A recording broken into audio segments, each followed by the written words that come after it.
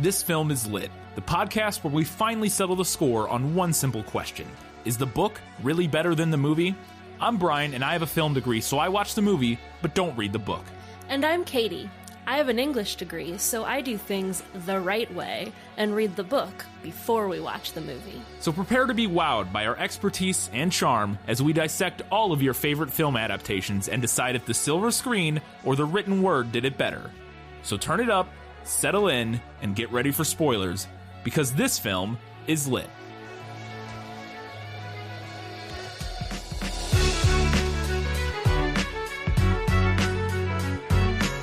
The epic finale that will live forever, or at least as long as CG Renesmee haunts your nightmares. It's Twilight Saga Breaking Dawn Part 2, and this film is lit.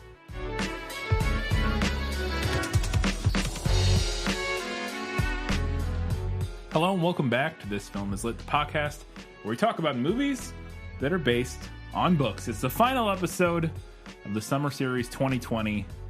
And boy, what a 2020 What a 2020 series. It's been. Maybe the right trilogy or the right series for the right year potentially. Yeah. With this one, I don't know if that's fair. I don't know. The Twilight Saga is not nearly as bad as this year is. So. Yeah. Before we get started, we wanted to give you a quick reminder. If you could do us a favor, you can head over to patreon.com/thisfilmislit. Support us for as little as $2 a month, but up to $15 a month or whatever amount you want. But $2, $5, and $15 are the level. At $2, you get access to early release whenever, the night before the episodes would normally get posted. Ad-free if we ever ended up getting ads. And we're getting pretty close to where we actually could get ads in terms of viewer-wise. Or listener-wise. So that may happen before too long. And I believe that's it for the $2 level. At the $5 level, you get access to bonus content. And one of those things that just recently we did was we talked about Midnight Sun. Katie read Midnight Sun, which is the Edward perspective of Twilight, the first novel. And we talked about all the good and the bad and the ugly in Midnight Sun. If you support us for $5 a month, you can get access to that and hear all of Katie's thoughts. At $15 a month, that is our Academy Award-winning level, and you get all that other stuff, plus priority recommendations. If you're a $15 a month patron and you stick around for at least a couple months, we will give you, and you recommend a thing, we will work that recommendation in as soon as possible. In fact, our next episode is going to be a listener recommendation. We've had a bunch in the past. We've done, I don't know, close to half dozen or something probably by now. Yeah. In that range. Dolan's Cadillac was a listener recommendation. And yes, our next episode will also be that. And we have almost one a month for the next few months from our $15 patrons. So if you can do that, that's fantastic. If you can't do that, if you can't support us on Patreon, we understand. It's fine. You could do us a gigantic, huge favor by just leaving us a 5-star rating and review on iTunes or Stitcher, or wherever you listen to us, if you're able to rate us and review us on that platform. We would love and appreciate you for doing so. And I believe that's all I have. Let's get into our first segment for the last time for the Twilight Saga. Let me sum up. Let me explain. No, there is too much. Let me sum up. Bella is finally a vampire. Bella comes to terms with her new immortal life, exploring her powers, hunting for the very first time, and realizing she's not like other vampires. But unfortunately, thanks to Irina's meddling, Renesmee, Edward and Bella's daughter, is discovered by the Volturi, who think she is an immortal child, a dangerous and outlawed child vampire that threaten to expose all vampires to humans. And the Cullens and werewolves have to team up and prepare for a seemingly doomed confrontation with the Volturi. Alice and Jasper disappear into the night, assumed to have run away because they knew there was no chance of victory. And the Cullens begin recruiting witnesses to help convince the Volturi that Renesmee is in fact not a dangerous immortal child, but a unique half-vampire, half-human baby. The big day comes, and our ragtag group of heroes assemble to plead their case. Things seem to be going poorly, and our heroes prepare for their imminent demise, is probably a better word than death, because they're already dead, in the coming fight. But then, Alice and Jasper return, bringing with them another hybrid that proves that Renesmee will not become a dangerous monster and thus is not a threat to expose vampires and thus not worthy of being destroyed by the Volturi.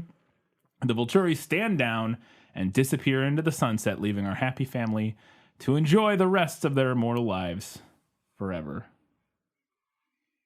That's and ever. That's basically it. Yep. Pretty much. And then we're going to get into all the little details in our first segment. Better in the book. You like to read? Oh, yes. I love to read. What do you like to read? Everything. All right, so I actually had a lot for better in the book, not to spoil my final conclusion, but we got quite a bit to talk about here. So my first one, and this is a big pet peeve of mine, is I hate opening credits in movies. Not a fan. These aren't the worst ones ever, but they're still opening credits, and I just want to get to the movie. And so I appreciate that the book did not have opening credits. Also, when I saw Rami Malek in the opening credits, I was like, Rami Malek's in this? Surely he's Benjamin. Because he only shows up to play Egyptian characters pre 2000, pre Mr. Robot or whatever. Like, he shows up to be like they're like, we need an Egyptian person. Get Rami Malek. I didn't notice his name in the opening credits because I also hate them and I tuned out. But then when he showed up in the movie, I was like, hey. So part 2 of this opens up with Bella being introduced to her new life as a vampire.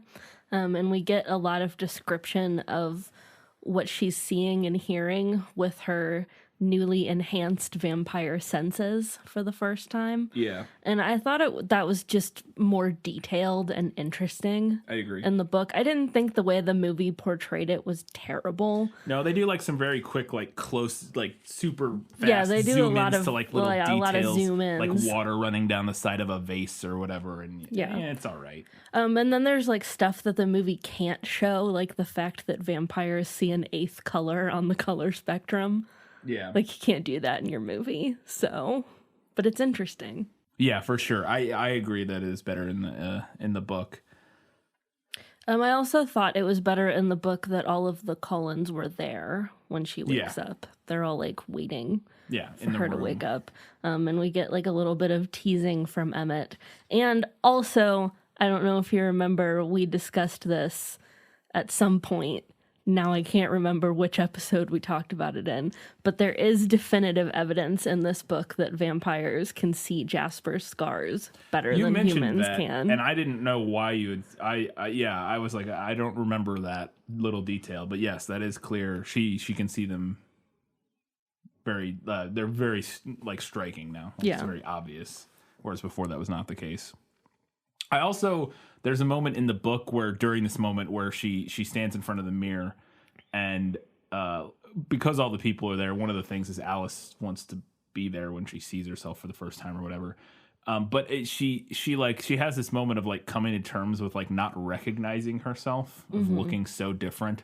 And the movie doesn't really do it. She looks at herself in the mirror and just kind of smiles and like they just move on really quick. And I don't really know how they would do it. Oh, I guess they would because they have a lot of voiceover in this movie. They could have done it with a voiceover of some sort or something. But I thought that was an interesting idea of herself just looking slightly off enough that she's like, it doesn't even look like me. I don't know. There's something kind of weird and like creepy about that idea of seeing yourself in the mirror and not really, and feeling like something is off and weird and not thinking it looks like you. And the movie just kind of glosses over it completely. Yeah, there is something interesting about that.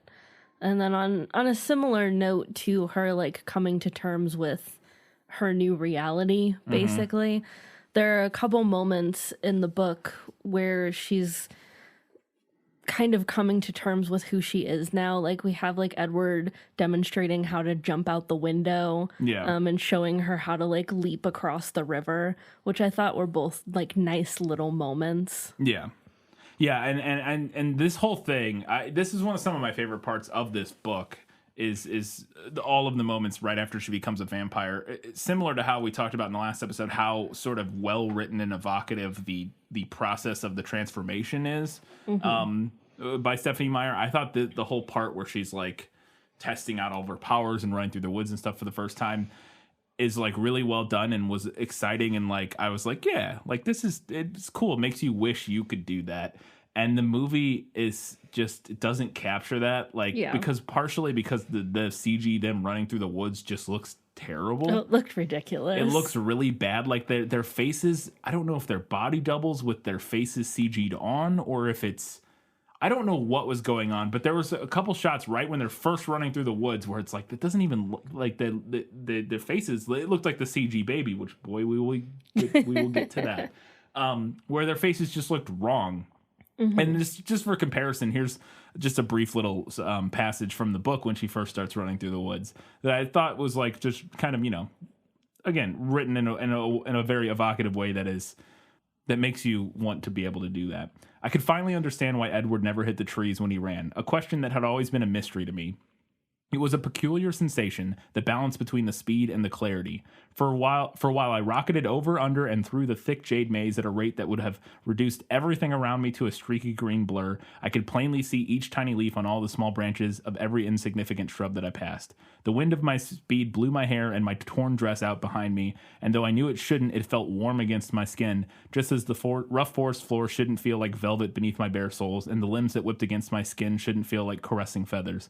The forest was much more alive than I'd never known. Small creatures whose existence I'd never guessed at teemed in the leaves around me. They all grew silent after we passed, their breath quickening in fear. The animals had a much wiser reaction to our scent than humans seemed to. Certainly it had the opposite effect on me. It definitely, they try to capture it in the movie, and they just fail. Mm-hmm. Because it looks bad. It just looks bad. It looks really bad. The mountain lion eating scene, which they do in the movie, is fine in the movie. Again, partially it fails due to like kind of wonky looking CG when she like tackles the mountain lion. But it is pretty intense, and also I guess I don't know how much they keep in, but I think the thing they don't do, which they do in the book that I thought was fun, is that it like tears her dress all sexy. Yeah. Which is not in the movie. No. Like she gets attacked by the mountain lion and it like rips up her dress basically. So she looks like I don't know. She's got like sexy ripped dress and like mountain lion blood and dirt all over her. None of which is in the movie. None of which is in the movie. She just like looks the same the whole time. But apparently, and this is also a little detail, they mentioned that carnivores taste better than like herbivores because they eat meat, I guess, or whatever, so that it's closer to human blood than like herbivores. And it's a little like world building detail that I thought was kind of interesting. I suppose then it follows that in Stephenie Meyer verse, vegetarians and vegans taste bad. Worse than regular humans. Yeah. Or regular humans. That's not what I meant. Worse than, omnivorous humans. It is something interesting that I could tell in this section of the book, and also reading Midnight Sun, is that Stephenie Meyer clearly enjoys writing from the perspective of the vampire characters that she's created. Yes. But for some reason has kept herself from doing this. That? Yeah. For 4.5 books. 3.5. Yeah, I guess 3.5. Right? Oh yeah, 3.5. Yeah. Yeah, it's weird. Again, like we said before, I would have had her turn end of book 3, I think, instead of middle book 4. But I also this is a quote from While They're Hunting. Bella thinks, "It was a surprisingly sensual experience to observe Edward hunting." End quote. And I was like, man, Stephenie Meyer is such an interesting bag of kinks and biblical commandments, and I don't know what to make of her. Like, she's fascinating to me. Like the things that come through in her books that are like beneath the surface that I'm not even sure she's aware of are like wild to me. Where it's just like talking about how sensual it is watching Edward hunt and stuff, and it's like just out here watching him kill mountain lions with his bare hands. But it's mixed with this weird necessity of like being incredibly chaste and like it's like these weird bag of like sexual proclivities wrapped up in very strict religious ideas about sexuality and stuff, and it's fascinating to me. And then because at the end of this chapter they kill a bunch of deer, or no, I think they come across a field where I think they kill like a handful of deer or something, because it isn't just the one animal in the book, so they hunt like several animals, and they kill like 4 or 5 of them in a field. And there's the way it's written. It made it really feel and sound like they were about to start having sex in the middle of this field covered in blood with dead animals everywhere. And I was like, Stephanie, don't let your dreams be dreams. Come on. Just do it. Just write the scene. They do not, but oh, so funny. God. I also had that quote about Edward Hunting being sensual in my notes, but mine just said, thanks, I hate it. I love it. I love that she doesn't know what to do with the things that make her horny. Oh, she just doesn't know. Clearly has no idea. She has no idea what to do with it. And then the biggest one, the most important better in the book, possibly ever, is the CG monstrosity that is Baby Renesmee in this movie. I could talk about. I have recurring notes like 8 times about this when we watch the film. It's so bad. It's so bad. It's so bad, and for no reason. That's the thing that blew my mind, because I said this to you. Yeah. I was like, why did they do this? So if you haven't seen the movie, the baby in the movie for the first until like the last handful of scenes where it's supposed to be like roughly the equivalent of like a 5 or 6 year old or whatever. Mm-hmm. All the way up to then is CG. The face is CG'd. Mm-hmm. And so I don't know the reason. I didn't look up the reasons for this. I'm sure there are several, but I was like, why would they do this? This baby is like, why would they CG the face of this baby? And you said because it is the plot point in the book that even as a baby, Renesmee is more expressive and she's like more advanced. She has like the sort of social skills of an older child. Yeah. But in the body of a baby. Which, if they had it be CG and they were trying to do that and it looked bad, that would be one thing. I'd be like, okay, you tried. Yeah. It just looks bad. It just looks bad. You tried. They don't do that, though. They know. It's just a baby. Why didn't they just use a baby? I was so blown away. The baby literally doesn't do anything that a normal baby couldn't do. Mm-mm. Or that you could, I mean, you would have to get, like it's just smiling. Yeah. And like occasionally like moves its mouth. It never does any acting. It doesn't talk. It doesn't do anything. And like, okay, I don't really know how the CGI thing works. Yeah. But they still had to have like a baby on set, right? Yeah, you would to CG the face on. That's cool, because I was wondering too. I was like, well, then maybe the baby's in it enough that there was some like labor, like labor issues and stuff with having a baby, and who knows? I don't know how that all works. So maybe that was it. I was thinking, but it does look like there is an actual baby. Yeah. There. That they just CG like the face of. It doesn't look like they just have a bundle with like... No, at least it doesn't look like it to me, but you could be, I guess. But it's... And so I thought I had heard at one point that part of it was that they wanted to CG a baby that looked like a combination of the two of them, but if that's the reason, it's a terrible reason, because it doesn't. Mm-mm. It just looks... like a horrifying monstrosity. Just get a cute baby with brown eyes. Yeah. That's all we need. All you needed. That's all we need. It's so distracting that it legitimately ruins like the first half of the movie. To me, every time the baby shows up, it's so bad that it takes you completely out of whatever the movie's trying to accomplish, and it's like literally ruining the whole first half of the movie. And they keep it up, and we'll talk about it more, but they keep it up, like I said, all the way until like the final few scenes. Like a weird amount of, like, to when there's really no reason. When there's very clearly a child here. There's very clearly a child walking around, like a toddler, that you're just CGing over the face of. For what reason? Because they thought they wanted it to look consistent, I guess, but it just looks consistently terrifying. It's like not... I need to read an essay, or I need to see an interview about what the thought process was behind this decision, because it's mind-blowing to me. Well, and it can't be that hard to find kid actors who look passably enough like the same child aging. Like, movies and TV shows do this all the time, I feel like. Yeah. Like, it can't be that much extra hard that we have to CG the face on. No.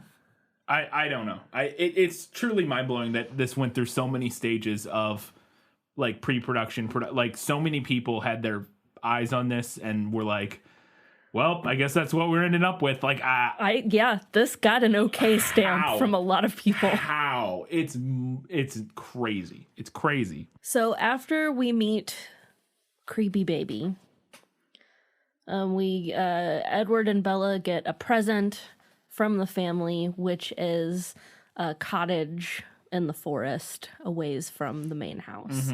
And I thought that the cottage sounded a lot more whimsical and fairy tale like in the book. I thought in the movie it just seemed like a normal small house. I agree.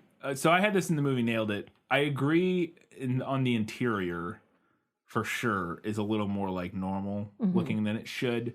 I think it's close enough, but I thought the outside looked basically how I imagined it, kind of. Like it's all overgrown with like ivy, and maybe it's a little bigger than I kind of envisioned it. But I will agree that the inside looked a little too modern for kind of what I think they were supposed to be going for.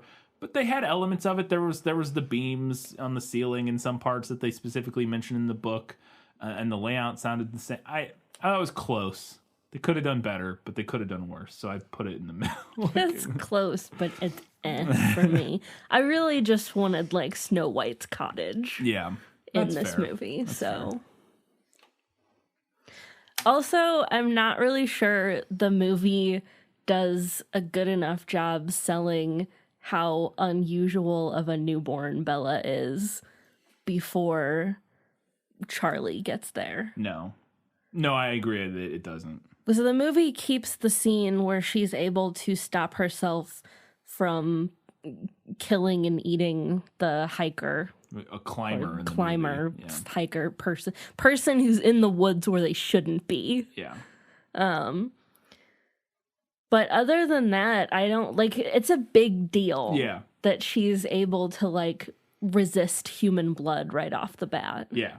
Yeah, and one of the scenes that they kind of drop, at least to some extent, they change it. I feel like I remember it vaguely, but is the moment where that kind of drives home how striking it is that after there's a moment where Jasper like leaves.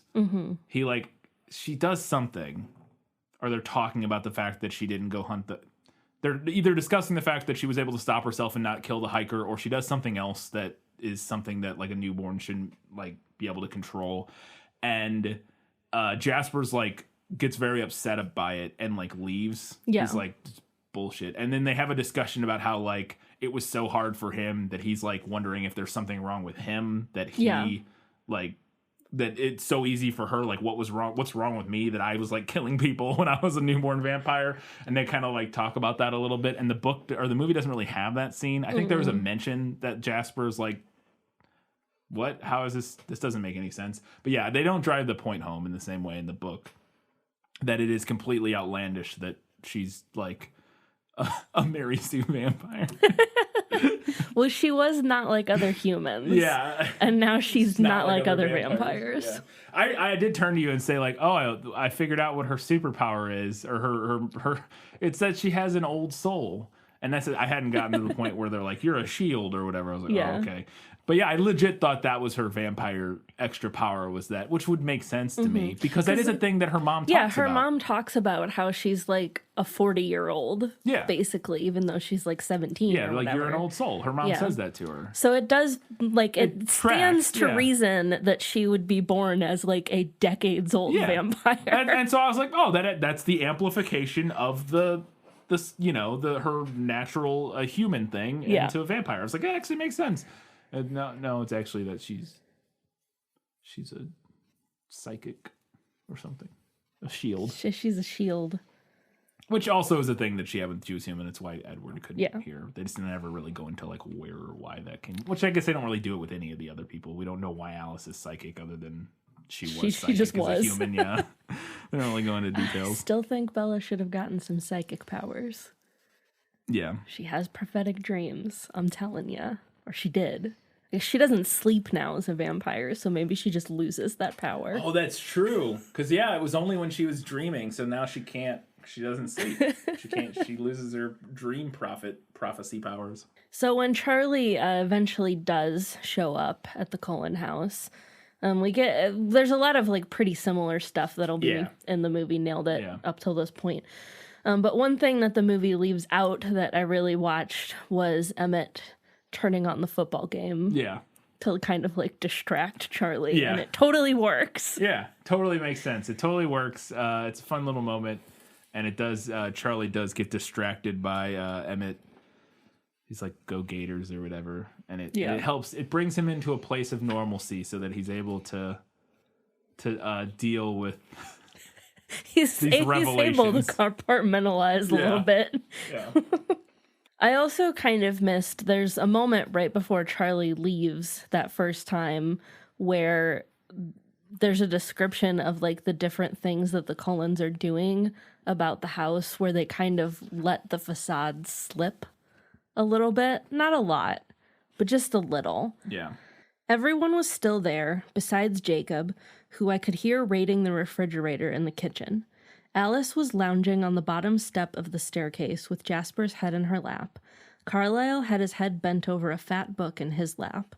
Esme was humming to herself, sketching on a notepad, while Rosalie and Emmett laid out the foundations for a monumental house of cards under the stairs. Edward had drifted to his piano and was playing very softly to himself. There was no evidence that the day was coming to a close, that it might be time to eat or shift activities in preparation for evening. Something intangible had changed in the atmosphere. The Cullens weren't trying as hard as they usually did. The human charade had slipped ever so slightly. But I thought that was kind of an interesting moment, that they would just like let it slip a little bit. I also thought it's really weird and funny to me that the thing that she came up with for Rosalie and Jasper to do is build a house of cards. That's such a weird activity for those two in particular. Like, if you told me Alice and Emmett were building a house of cards, I'd be like, okay.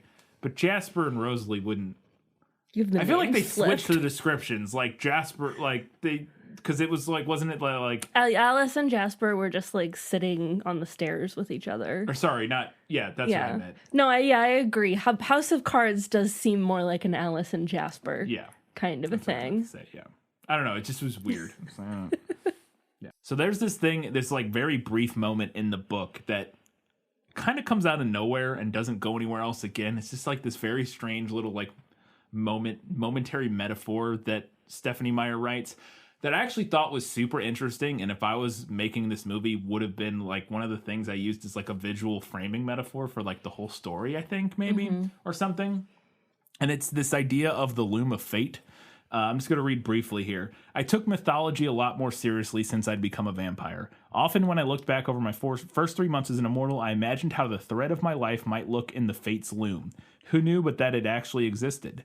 I was sure my thread must have changed color. I thought it had probably started out as a nice beige, something supportive and non-confrontational, something that would look good in the background. Now it felt like it must be bright crimson or maybe glistening gold. The tapestry of family and friends that wove together around me was a beautiful glowing thing full of their bright complementary colors. I was surprised by some of the threads I got to include in my life. The werewolves with their deep woodsy colors were not something I'd expected. Jacob, of course, and Seth too, but my old friends Quill and Embry became part of the fabric as they joined Jacob's pack, and even Sam and Emily were cordial. The tensions between our families, and mostly due to Renesmee, she was easy to love. Sue and Leah Clearwater were interlaced into our life too, two more I had not anticipated. And then it goes on and kind of drops the metaphor there. But I thought that, I imagined the movie starting with that, with this loom, with these colors representing the different characters, and then like them weaving together and then pulling apart in different ways to sort of represent the play. You could do that at the beginning of the movie, like during the opening credits, and have the entire story play out without people realizing what they were watching. Yeah. And I thought that something like that could be really interesting. And I'll again harken back to a very short little moment in the book. But I think it could be a very like striking visual moment. And you could even work it into the narrative a little bit, in the sense of it wouldn't have to be a completely out of place thing. It could be like one of the Quileute tribes people making some, weaving a thing, like to have it have a place in the story. Like we don't actually see, but like that's where it starts, and that It could be Jacob weaving a bracelet for Renesmee. Or Jacob weaving a bracelet for Renesmee. But it would have been one of the things I think I would have used as like a visual sort of. Yeah, I think that would have been interesting. That could have been really cool and interesting, and they didn't do anything with it. I was interested. I made a note of it because I was like, I wonder if they'll do anything with that. Because the filmmaker in me was like, I would do something with that. That's like a thing. That's like a thing you can do a thing with. The movie also leaves out some detail about what happened with the wolf packs, because that was one of the concerns at the end of movie 1, was what's going to happen with these two like rival wolf packs. We get one shot where Sam and Jacob shake hands. That's it. That's pretty much how the movie resolves that. And the book kind of skims over it as well. Yeah. But there's a few more details there, at least. Like you mentioned that Quill and Embry eventually join Jacob's pack. We also find out in the book, I mean, the book doesn't really do anything with this, but we do find out that Jacob and Sam can also communicate through their thoughts because they're both alphas. Yeah, the two of them can communicate. Which again you're right, that doesn't it doesn't like play into anything like you would think it might.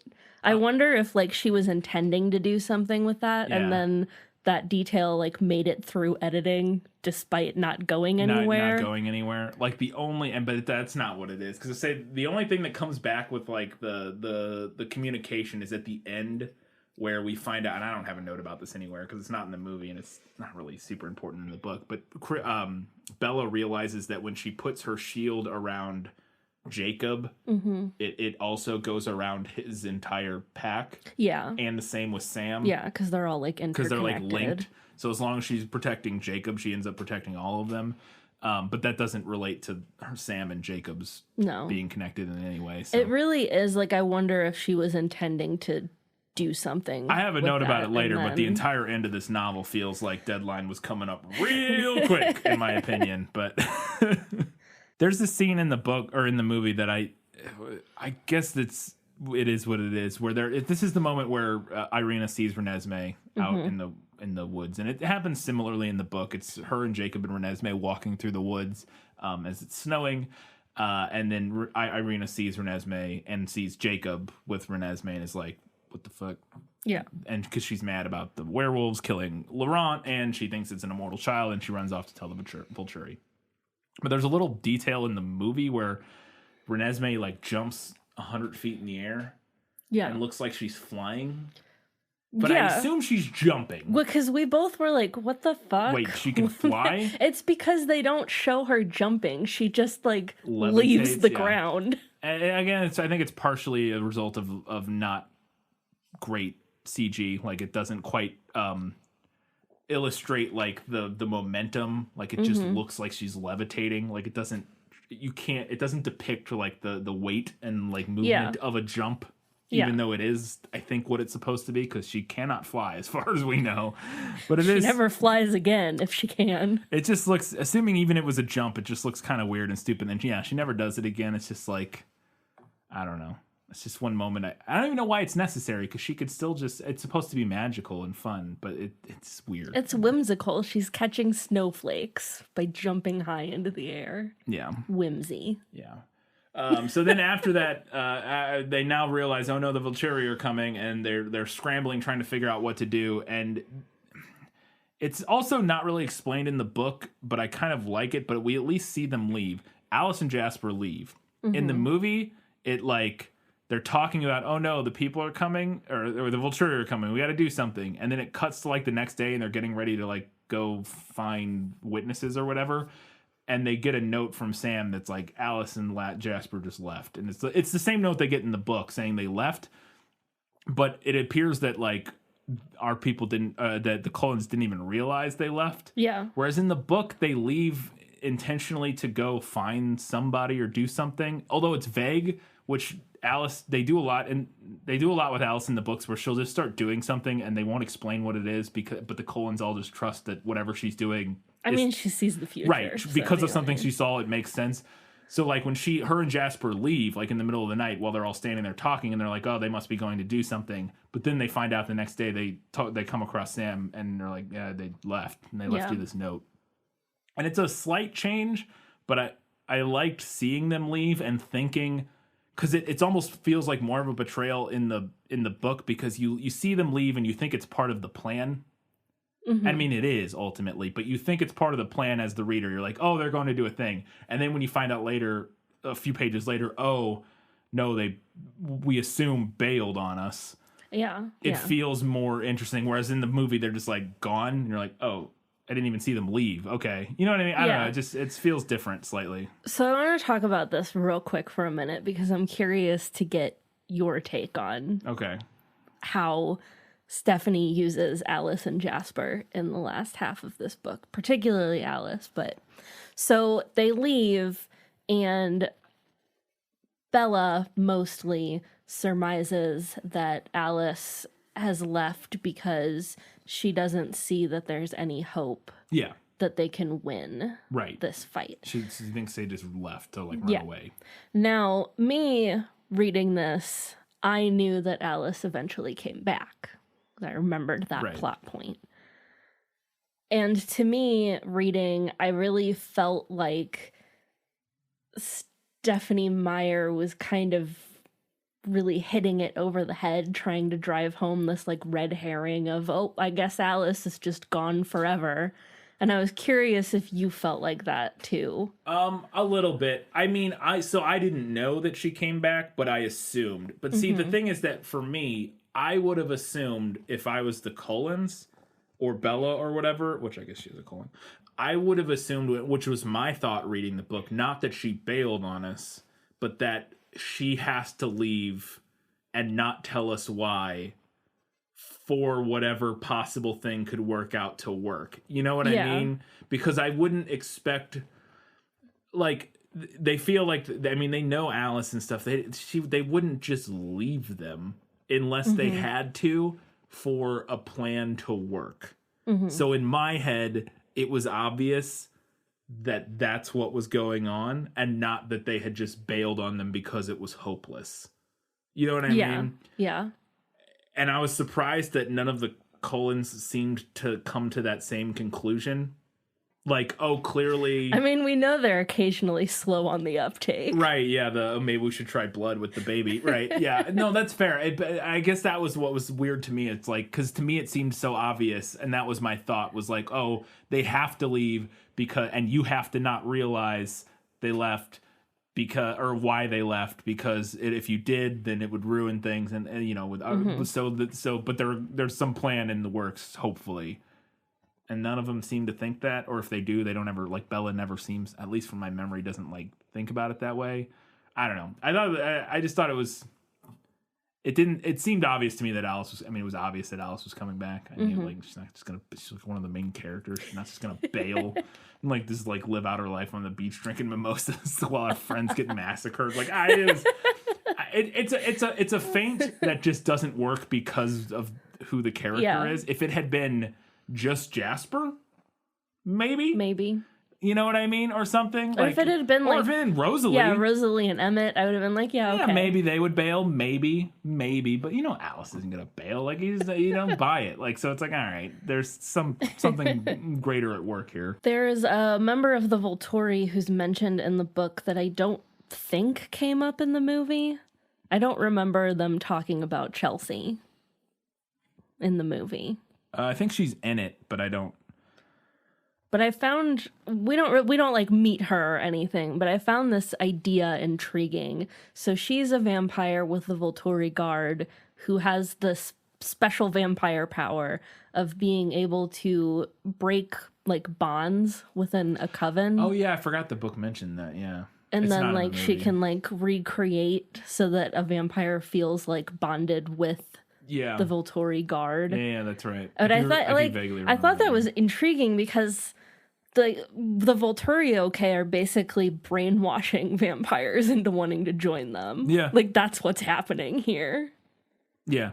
Yeah, no, I agree. It's an interesting character, and I think they felt like it's just a little too convoluted to try to explain and get into it. Yeah, and it doesn't end up making any difference anywhere. She never really comes into as a factor even. Yeah. But I thought it was an interesting detail.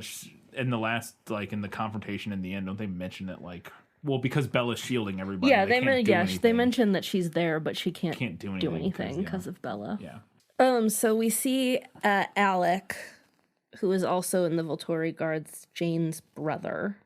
Yeah. And his power is that he creates this mist, which they also call it mist in the book. I think it is actually a mist in the book, but I don't imagine it looking how it does in the movie. No, I didn't like the way it looked in the movie, which is what my note is here. Yeah. It looks like thick, dark smoke. Yeah, it looks the like movie. Isn't it the was it the terrible the thing in Fantastic Beasts, isn't that you know what I'm talking about, the kid who turns into the what I don't remember any of the plot points. The smoke monster. He turns thing. into a destructive smoke monster thing. Yeah, it kind of looks like that. Yeah, it does kind of look like that. It's a really bad bit of CGI special. If it doesn't look great. I would argue that the CG itself in this moment isn't terrible, but I just don't think it fits for. I get what they were going for. I didn't particularly like it. But I did actually imagine in the book, at least at first, I didn't assume it was an actual like physical mist that you could see. But then later on, it seems to be when they're in the field in the confrontation. Well, they talk about it in a way that they can actually see it. Yeah, they say they can like see it creeping towards them, but it's not like a thick. Like Bella describes it, I think, as kind of looking like where the heat's above a candle, where you can like see it wavering. Yeah. And see, I guess they changed it because that's kind of the look they go for Bella's her thing. shield, because which in the book, Bella's shield is completely not. Right, you can't see it. There's no seeing it. So they had to come up with a way to visualize her ability, because I actually had a note about like how in the world they gonna do this. So did I, yeah. And they did an okay job with it, I think. But so they used that kind of effect for her. So I think they needed something more, that contrasted with that. And they wanted something that looked evil, quote unquote. So it's this black like evil death smoke that comes out. Yeah. I was so sad that the movie skipped parts of the Jay Jenks storyline. Yeah. It's a reasonable streamlining. I had this in I had this in better in the movie only because I thought it's not so much better in the movie as it is just like this makes sense for what you're doing. It's reasonably handled. They cut the Jay Jenks plot line down to one interaction in one scene, and they do it in a way that adds up and makes sense, where it's in the movie she goes and has to, or in the book she goes and has to figure out. I mean, you can explain what the whole Jay Jenks plotline is, but... Yeah, so Jay Jenks is a lawyer that the Cullens use to procure all of their illegal paperwork that they need to live as humans forever. Yeah. And he always interacts with Jasper, who apparently terrifies the shit out of him. Yeah. Because Jasper's the vampire-y one. Yeah. But there's this whole storyline where she basically just gets like an address from Alice, or a name. A name and an address. And an address. And they don't match. Yeah. Like the address is to a different place where there's not this name involved, and the name goes to an address that's a different address than what she has. So So the address initially takes her to like this like seedy downtown, wrong side of the tracks kind of area, where she figures out that he's like he's a lawyer, but he also does like this under the table kind of stuff. And then she has to figure out like what exactly he does and what she needs to get from him. Because she doesn't know what she's there for. She has no idea. And that's the thing I liked in the book, was the mystery of it, and trying to figuring out what's going on, and us as readers trying to figure out like where's this going? Like what's this, like what is this wild goose chase that Alice sent her off on? I liked that. Yeah. Yeah. But they streamline it down to the second meeting essentially in the book, where she goes to pick up. So basically she realizes, Alice sent me here because she knows we're going to lose. I need to get passports, ID, whatever, for Renesmee and for Jacob. Renesmee and Jacob, so that they can run away and start new lives together. Just the two of them, while the rest of us like buy them time to escape, essentially, in the big battle at the end. And she kind of figures this all out very quickly and comes up with it on the spot, and then does it all. And then she goes back to pick up the IDs and stuff. And this is where she meets him in the restaurant, which is the interaction we see in the movie, where they're at the restaurant and he gives her the IDs and stuff. I like that whole plot line. I think it's fun. I think it's interesting. I like that it's a mystery. I like the way Bella figures it out. I think the movie's cut version of it works really well because in the movie they're just like, oh, Jasper had these are his instructions. He instructed me to make these IDs or whatever. And this is basically all part of Alice's plan. And he's delivering them to Bella. And then when she sees them, she realizes what it is. And it works very similarly, but we limit it to like a 10 minutes, 5 minutes of screen time versus like 20 minutes of screen time. No, so. It's an incredibly reasonable way to handle that side plot in the book, given how much ground we have to cover and how many new characters we have to introduce. It does make me sad, though, that once again we have a movie that kind of drops any kind of showcasing of the fact that Bella is smart. Yeah, that's true. Whereas in the book we have like Alice giving her the tiniest little breadcrumb, and then she figures out what she needs to do. Yeah, you're not wrong about that, because she definitely does figure out very quickly and impressively what this whole situation is, and okay. Yeah. Which, in the movie, not so much, but... There's a little detail in the book that Bella wears the necklace that Arrow gives her. Am I crazy that they, in this movie, switched to calling him Aro? I don't know. I no longer know. I could have swore that in the previous movie they called him Arrow. Because we had a discussion about how he should be called Aro. We thought he should be called Aro, but then they called him Arrow. But I think you're right. I think they call him Aro again. Not I think. They 100%, because I thought about it during the movie. They all call him Aro the whole time. And I was like, am I being gaslit? Did they not call him Arrow in the last movie? Or what is going on? Because I remember having that discussion. So I'm going to call him Aro because they all call him Aro now. So okay. Well, he gives her this gaudy giant diamond necklace as a wedding gift. Like that, yeah. She opens it and Carlisle's like, I always wondered what happened to the crown jewels after Cromwell lost the throne or something like that. Like, okay, Carlisle. Right. But then when they're getting ready to go to the battlefield, she puts it on like, can't hurt. Yeah. Yeah, as like because they're trying to like win their affection. Yeah, it's like a show of goodwill or whatever. So they're getting to the confrontation at the end here. This is we're getting to the big battle / not battle, and then we have a whole discussion about that eventually. But I like this little detail in the book that didn't translate to the movie, is that the thing that triggers Bella's like power leveling up. Yeah, she levels up to 9,000. Yeah, and she realizes she can now shield everybody. Is that as something is happening, and I don't even remember exactly the context of this. It's because in the movie she starts torturing Edward. Jane does, and then that's kind of what does it. In the book, she's not torturing anybody, but something happens and she smiles at Bella, like she like smiles at her like a jerk, and this makes Bella snap and like get super bloodlusty, and she's like, I want to fucking rip all their limbs off, and she channels that into being a shield, being a super magic psychic or whatever. And I just thought I liked that moment because it works well with the counter moment where then Bella smiles at her. It kind of plays off each other, and then the movie didn't do Jane smiling at her, which I don't know, this is a little detail. But also they get rid of Garrett's cool speech about freedom and tyranny.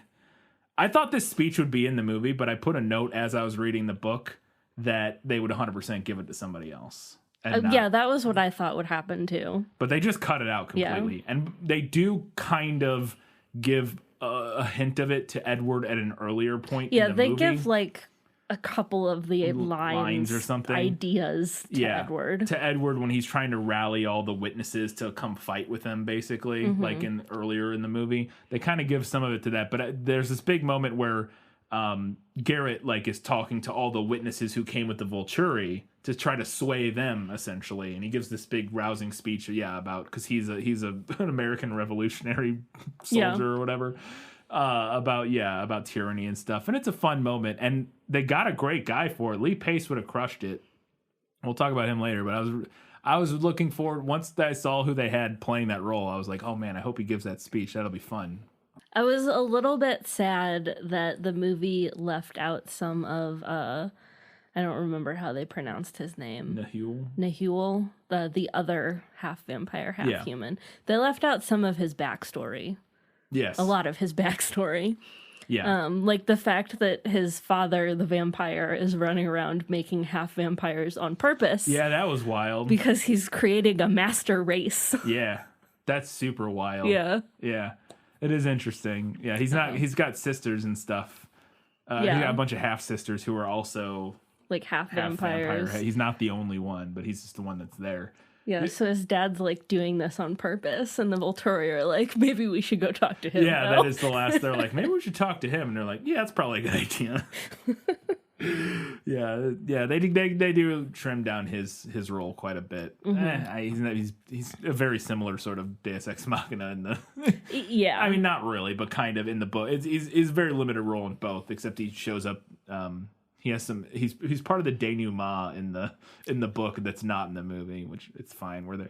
That was a weird conversation. Again, I thought the whole end of this book felt very rushed and weird. But there's a moment at the end of the book where they're talking about how he's like staring at Bella, and she thinks it's because she thinks he's like thinking about Renesmee because she's the only one of his kind who's not his sister. But Edward's like, no, he's staring at you because. He realized that he's not, that since you didn't die giving birth, that means he's not inherently evil or something. He says like that he's always thought of himself as like inherently a monster because the first thing that he did was kill his mother. Yeah.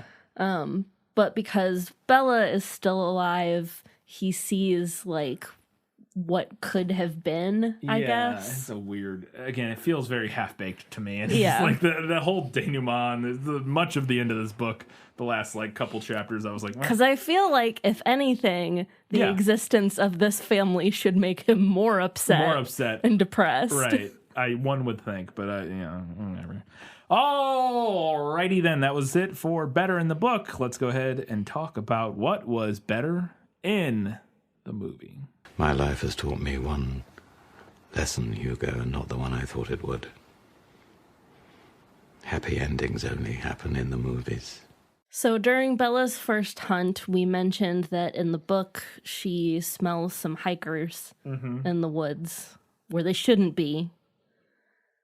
And I thought the movie added some interest, some stakes to that by having that be like a climber hanging off of a cliff. Yeah. And she actually does go after him at first. Yeah. Whereas she does in the book too. A little bit. Not as much as in the movie. No, because she starts climbing the cliff. Like she has to take an extra step of... Which looked really terrifying. That's why terrifying and terrible. I didn't like making him a climber. I liked the idea of it. But again, it's done poorly. Like the way she looks climbing the cliff looks really scary. It just looks bad. It looks dumb. It made me laugh. Like there's a shot in particular from above of her like climbing up the cliff that looks ugh. And so I didn't like it because they didn't execute it well, but I did like the idea of it. And that was a good idea. On paper, that idea makes perfect sense. In execution, maybe it didn't work for me quite as much, but I really loved seeing the Jacob and Charlie conversation where Jacob explains, because this all happens off screen, quote unquote, in the book. In the book, Jacob comes back to the Cullen house and like relates to them. He's like, by the way, I told Charlie that I'm a werewolf. Also, that you guys are weird, but I didn't tell him vampires, but like, kind of almost did, kind of. He kind of assumes. Anyways, he's on his way over. It's such a weird, that moment in the book, I was like, what the fuck is happening? Like, that was not a turn I was expecting in the book, was Jacob just telling Charlie everything. I was like, wait, that's the direction we went with this? All right. So we get to hear about his conversation with Charlie, but we don't get to see it. When we hear that Jacob like starts stripping his clothes off and then transforms into a werewolf in front of Charlie, and I was reading and I was taking notes and I was like, this better actually be a scene in the movie. They did it. They get the whole, and the stripping and everything, and Charlie being like, what are you doing? Like, what's happening? Poor Charlie. Yeah. Yeah, but it's a fun scene, and he turns into a werewolf, and I was glad we got to see it. Then we have some human lessons for Bella before Charlie gets there. Yeah. And a little detail, like it's mostly spot on. Yeah, I had it in the movie nailed it because they say like the lines are all the same, like, oh, move your shoulders, look like you're, all the little details are straight out of the book, like all the things they tell her to do to look more human. But there was one little detail that I thought was funny. Where she like accidentally moves too fast to sit down in a chair and like slides across the room. Yeah, and they're like, okay, try it a little slower. A little slower, yeah. Yeah, it's a fun little extra ad that wasn't in the movie or wasn't in the book. And they also took something else from Jacob's story about when he was talking to Charlie. Charlie asks Jacob in the book if Bella also turns into an animal. And the movie moves that so that when Charlie is there, he just directly asks her. Yeah, he asks Bella. He's like, you don't turn into an animal too, do you? Yeah. No, she's not that cool or whatever Jacob says. I was glad because I don't think the movie already had their stupid name scene, so they didn't want to do it again. So I was glad that the movie skipped over explaining what Renesmee's middle name was, which the book does. Bella explains to Charlie that Renesmee's middle name is Carly because it's a combination of Charlie and Carlisle. I mean, sure. Why not? Sure. Why not? Why not make that her first name and Renesmee the middle name? Carly Renesmee is much better. Carly Renesmee. Here's a pro tip. If you want to give your kid a weird fucking name, make it their middle name. Yeah. Bless your child. Yeah. Do them a solid. Yeah. Make it the middle name. Yeah, for sure. Make it the middle name. And then they can choose if they want to use it or not. Yeah. It's up to them. They can just like go by an initial. Yeah. People don't. Half the time, people don't even know your middle name. Yeah. Like, so it's fine. But if you want to use it, you can, and then you have an excuse. Like, if you really like your middle name, you're like, that's cool. Like, if you get to the point where you're like, actually, I think the parents were onto something. This is a pretty cool name. You can just use it, and you have a reason. You're like, it's my middle name. It's what I go by. But otherwise, do that kid a solid. I thought it was cool that the movie, we got to actually see Irina go to the Volturi to report the Cullens for having this supposed immortal child. I was sorry. I got distracted. I agree. But I got distracted trying to think what that... Oh, wait. Are you trying to think of your parent combo name? Yes. I'm trying to think of what my Renesmee name would be. Because it's... Wait, but she... Okay, so it's the grandparents, right? Yes. I don't know my grandparents' first names. I mean, I don't know on my dad's side, but I didn't know that part of my family for a long time. So I feel like I have an excuse and you don't. Oh man, I'm gonna have to cut this out. My parents don't listen, but we also get here in the movie the explanation of what immortal children are and what happened to the Denali vampire's mother, which is much earlier in the book. It's like at the very beginning of the book. Yeah. And it's like fairly similar explanation, but it makes more sense here in the story. Makes more sense here in the movie because it's two movies. Yeah. But like, I think it makes sense in the beginning of the book. Like, I think it makes sense where it is in the book. Yeah, it doesn't not make sense where it is in the book. Yeah, because it's at the wedding or before the wedding when they're coming to the wedding. I think it makes sense there. But I think you're right that putting it in this movie makes way more sense than putting it in the first movie. Yeah. But since this is all one book, I think having if it had been in the first movie, we would have had to retread that territory anyway. Yeah. Because it's a whole new movie. Yeah. Also, Jane just fucking chucks that toddler into the fire. That shit was hilarious. It's amazing. She's just smiling at it and then just throws it in a bonfire. That has to be like the banner video on the subreddit, child-free subreddit. It's just Jane chucking a toddler in a fire. It's gotta be. Anyways. And I thought that whole part was kind of cool. It's it's again, for a budget as high as this movie is, everything just looks a little cheap. That moment, because it's like period. Yeah. You can tell it's on a soundstage with like sort of, CG backgrounds and stuff. Yes, hello.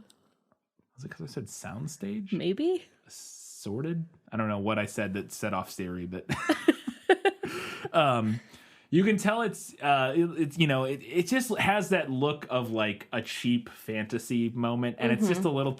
But that being said, overall the scene kind of works. It's kind of cool. We get this kid with the blood on his face, and they're like ripping limbs and heads off. I liked it overall, and so I was glad to actually see that versus just have somebody tell a story about it or whatever. Yeah.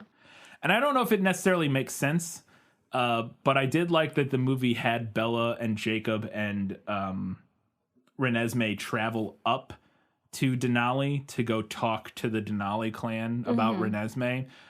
In the book, they just stay there and they come to them, which probably is what would happen and makes sense because they need them to come there anyway.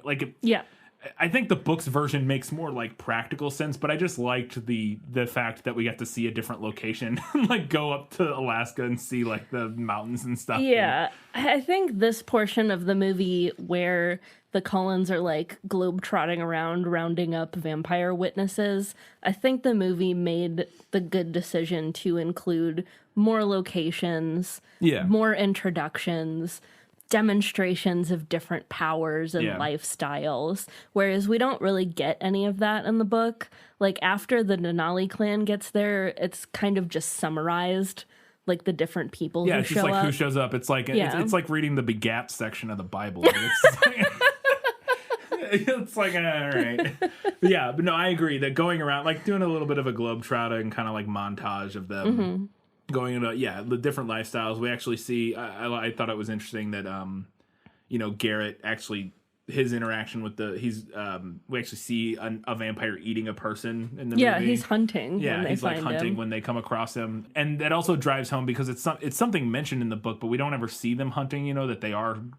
A lot of these vampires that are coming are not the only ones that are vegetarians or whatever, are the Denali people and then the Cullens. The rest of them are just normal vampires. Yeah, they just eat people. Yeah. And they talk about it a little bit in the book, but actually seeing like a scene where one of them eats somebody in front of like Emmett and Rosalie or whatever, I thought was interesting. I also liked them adding the scene where the Vulturi go and they chase down one of the vampires that Carlisle tried to like have come be a witness or asked to or something, and they like confront him about it and that sort of thing. It's a good little moment to give us the Vulturi again before the end of the book, because once again we just hear about them in this book. We don't ever know what they're doing, like because it's all from Bella's perspective or Jacob's for a while. But this book, the second half is all from Bella's perspective. So we never know what the Vulturi are up to or anything, and then they just show up at the end. I like to get actually at least once going over there and seeing them, and then like kind of it ups the stakes and the tension for them. We get to see Alex power, who we haven't really in any of the other movies or anything. We didn't know anything about. And see Jane again, just kind of remind us who all these people are. I think it makes a lot of sense. And this isn't necessarily better in the movie versus the book, but it's just better in. It's not better in this movie versus this book, but to me, this is better in this movie versus the other movies, is that they just commit to Bella doing a voiceover. They should have just done it. They should have just done it all of the movies. For all of them. You're not making high art. It doesn't no, but for real. Like, because there's an aversion to voiceovers in some, because it is often seen as cheap and like a sort of an easy way to kind of cop out of like more effective filmmaking. Have you seen the rest of your movies? Like, have you seen? You're not making. That's what you're making. Pulpy, fun, like blockbusters. You can have it's fine. And this movie uses it more. It still, in my opinion, doesn't use it enough, but it uses it more than like any of them. I think, honestly, even Twilight. Twilight had the most. Yeah. Other than this one, and I just wish they all would have. And it's so weird to me because the first Breaking Dawn Part 1 had like none of it. And it's the same director, like, and then this one had quite a bit, and I don't know. And it is, now that we're here at the end of the series, I do wonder what this series would have looked like had it all been directed by the same director. Yeah, it could have been interesting. I don't mind mixing up directors sometimes, and they kept the same writer, which I think is a good thing. And they also already had a plan. It's not like mixing up directors can work. Like with Harry Potter, I think that worked because it kind of matured with. along with with the story, series. like the kind of style of the directors kind of changed because Christopher Columbus is the very bright, fun, version, and then Alfonso Cuarón twists it, and then it keeps going. I thought that all. Although I do wish Alfonso Cuarón had just done the rest of them, but personally, but. I don't mind switching directors, but it would have been interesting to see one director do the whole thing with like a unified vision. I think also could have been interesting, like Peter Jackson with Lord of the Rings. I feel like this is more of something like that than it is like Harry Potter, because this story, I mean, it's not told over a span of it's like 2 years, a ton of years like Harry Potter is. We don't really need the story to mature along with the characters. Not really, they don't really change that much. I think the only thing you could make an argument, which would have made sense, is if this in a slightly different book series, if Bella became a vampire halfway through, and then you made a director's change there, and you did a different, and it became a different type of aesthetically and thematically different book there, or movies there, would make sense maybe, in the same way that like Harry Potter kind of does over the course of it progressing. I think if she had turned into a vampire at the end of like New Moon or in sometime in Eclipse, and you switched the director there, and you had a more rom-commy or something type director for the first couple, and then a more like horror action type of director for the second few, I think maybe that would have been an interesting way to do it. They ended up kind of just with rom-com directors throughout from my thought, because Bill Condon is like kind of does like rom-com stuff. Anyways, I don't know. Or at least rom-dram stuff, whatever. I don't think you're wrong, though. I think it would have been more interesting with one director. I liked that this movie gave us a little scene of Jacob training some little baby werewolves. Yeah. Because it is mentioned in the book that all of the vampires being there causes like a werewolf explosion. Yeah, but it's just mentioned at the very end. Yeah. Like Bella's just like, oh, there's a lot more werewolves than I was expecting to be here in this field. Apparently Jacob never mentioned to her at any point, like, oh, by the way, another half dozen people turned into werewolves. But it makes sense to bring that up earlier. Yeah. And also, like, it's just kind of it's a cute little scene at first. Yeah. And then they start chasing the other vampires, and it's like, oh, God. Yeah. I also thought the movie made a good addition of showing what Bella and Edward got Charlie for Christmas. So they give him, like, a fishing trip out of town, making sure that he's not going to be in town. Yeah. Which totally tracks with how the Cullens handle that type of thing. Yeah. It's like, go on a trip. Yeah, here's Get a trip. Yeah. And then the other change that the movie makes on Christmas to morning, Christmas morning, the movie. So we see Jacob give Renesmee a bracelet in the movie. And the movie wisely leaves out that this bracelet is basically the Quileute version of a promise ring. She's like 5. Yep. It's still weird, Stephanie. Yep, still weird. Still weird. Still weird. Yeah, the movie just leaves it out. It's like, oh, look, you got a cute bracelet. Cute. Like a fun uncle. Ooh. Yeah. Oh, no. And the movie can't entirely divorce itself from this, but it tries a little bit. Like they have the big confrontation, and we'll talk about that. But like when Bella finds out, but the movie like kind of doesn't ever want to bring it up ever again until the very end. We get like a flash from Alice's vision of Jacob and Renesmee on the beach as adults, I guess, and then Edward and Bella show up, and it's like they're all happy together. And I think that she's older now, so I don't know. But other than that, after like the part where Bella freaks out, we like don't ever talk about the movie's basically like, we're gonna ignore this. Yeah. There's a short scene the night before the big battle that I really liked that wasn't in the book, where all the vampires sit around a bonfire and talk about different historical battles that they've been involved in. That was a ton of fun. I liked that a lot. Just kind of sharing war stories, and we get to spend a little more time. That movie actually did a pretty good job giving a fair amount of time to all of the other vampires, that even the ones that I feel like Alistair has like some moments in the movie that I feel like wasn't expecting based on his role in the book, because he just disappears. Yeah, he just stays in the attic. Well, and he bails on them, which I don't remember. I guess he did in the movie. I can't remember. Yeah, now. he does. He leaves. Yeah. But he has like a couple extra, like even like one little like one-on-one scene with Bella that was like, why is it? I don't remember that from the book. I guess it was in there. I don't remember. And then the scene right after that is Edward and Carlisle watching that, and they have like a little moment together, and it's a little awkward. It was a little awkward. It's a little awkward, but I thought I liked where they were going for. Where I like Bella or Edward thanks Carlisle for like turning him into a vampire. Basically, he's like, thanks for this life, but never.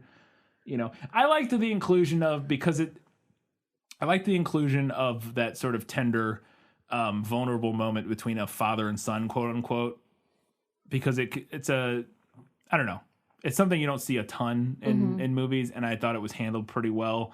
It is a little awkward, but it's not too. It's a little awkward, but it is also a nice moment of Edward not brooding and hating himself. Yeah, that's another. Yeah, that's so there's thing. that. That's another thing I liked about it. I also love, so we get to the big final battle. We're back at the big final battle in the movie. We're going to talk about this forever. I love the costume choices for the Volturi in this movie. In particular, I love that Aro looks like he's straight up about to be like, when I was a young boy.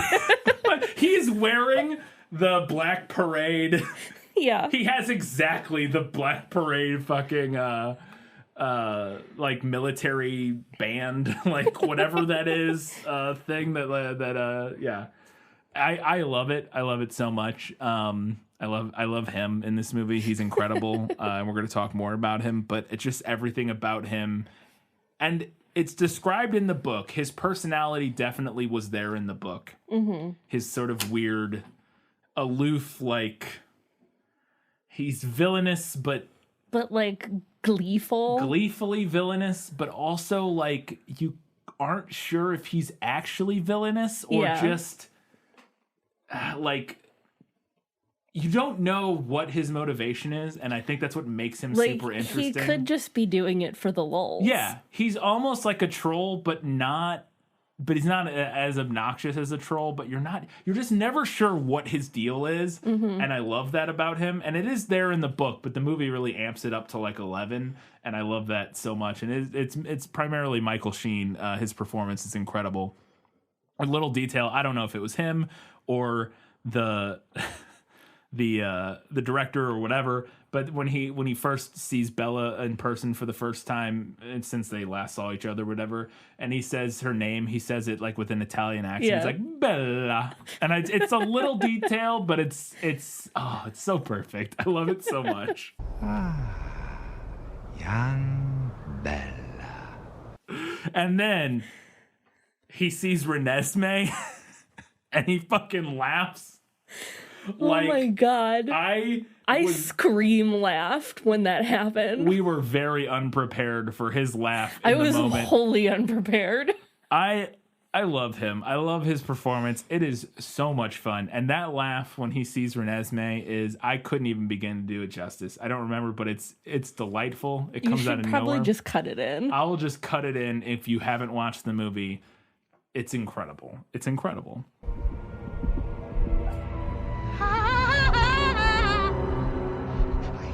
Strange heart.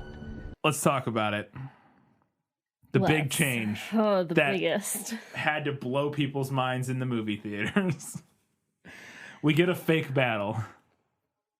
Not the worst idea anyone's ever had. No. I think it was a great idea. Yeah.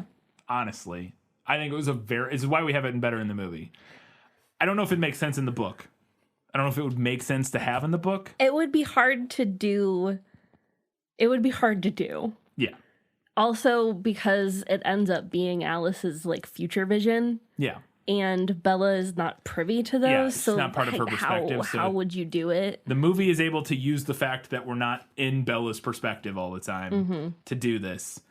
I think it's incredibly clever because that was a thing when I read the book. I was like, they just sorted out and then they leave. It was so hard to keep a poker face this entire series when you kept saying somebody has to die. Incredibly anticlimactic in some sense. I get it. I think it works okay. I didn't hate how the book resolved things. The way that the book does it, I like the idea that the Volturi are really such cowards that they won't fight a fight if they don't have a huge advantage. Yeah. Like, I like that idea. And the movie takes that, though. Yeah. And just gives a concrete example of their cowardice, too. Because, I mean, that's what it's banking on. Like, this whole thing, part of it is Aro being...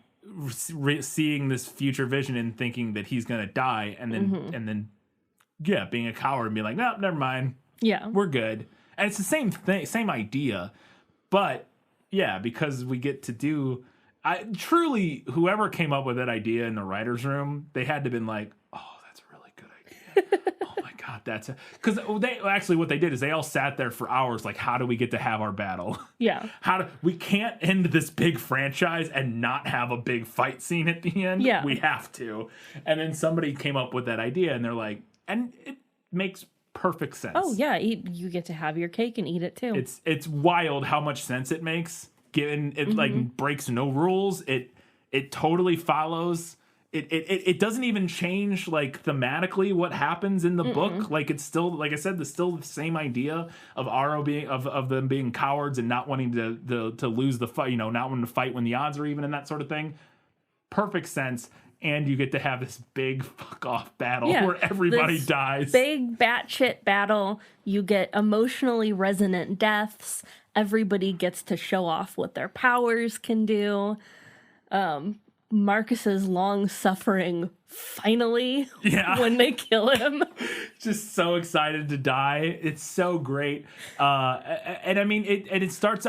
I would have loved, if I wasn't a book reader, to have been in or to have watched this movie with somebody who loved the books and went into this movie, and then that scene starts. I want reaction. There's got to be reaction cameras, right, of people in movie theaters when that scene starts playing out, because that's one of the best moments of like pulling one over on an audience.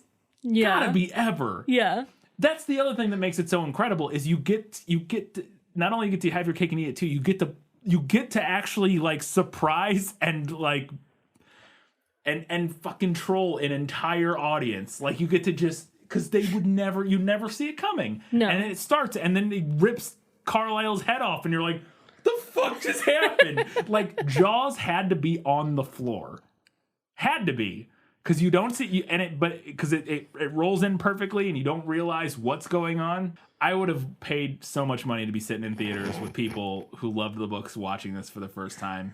Because you never watched this back when you were, you dropped out. Yeah. I gotta have to talk to some of my friends who were big book fans, like my coworkers and stuff who were book fans, and if they, I don't know if they like ever made it to the final movies or whatever, but I would love to know some reactions of people who loved the books and then watched this scene like in theaters opening night. Yeah, because especially you would never see it coming, because I had heard tell of this. I had it spoiled slightly prior to seeing the movie, because I knew there was but I didn't know what it meant. Mm-hmm. I had heard like there's like a fake battle or something, or I knew there was a battle that didn't actually happen, and I figured that it was probably an Alice vision. See, I didn't know anything about the details because I didn't know, at least at the time, I had no idea like. I didn't know Alice could see that. I didn't know anything about it. I just knew there was like a battle that they undid or something. Like that was like the thing I had heard, like through culturally, like there was some big battle that doesn't actually happen. Yeah. And I was like, I don't even know what that means. Like, what does that even mean? I was like, maybe there's time travel or something. Like, who knows? It's, you would never see it coming. Mm-hmm. And Alice drop kicks Aro across the field.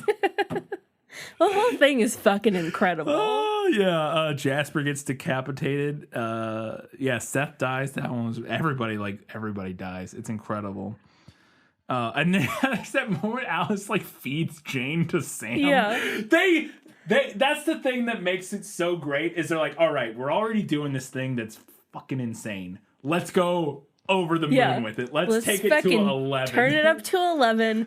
Balls to the walls. Let's do everything. That had to be so fun. That had to be the best the best part of making any of these movies. It was just like, yeah, in no way. Like that, it's like, because characters get to do things that don't even necessarily make perfect sense. Like Alice feeding Jane to, although, because that's why Jasper died. But it just, I don't know. It just all feels so crazy and over the top. It's like a fanfic moment that makes sense.